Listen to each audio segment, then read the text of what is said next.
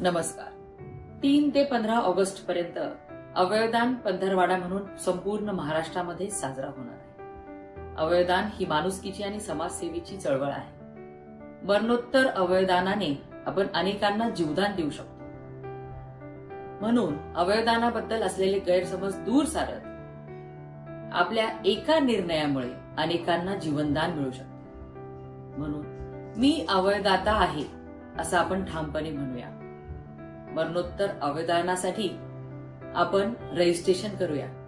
आपल्या सर्वांना मी विनंती करते, चला एकत्र येऊन महाराष्ट्राला अवयवदानामध्ये अग्रेसर करूया. या महान कार्यामध्ये आपलंही योगदान देऊया. धन्यवाद. अवयवदान करा, जीवन वाचवा.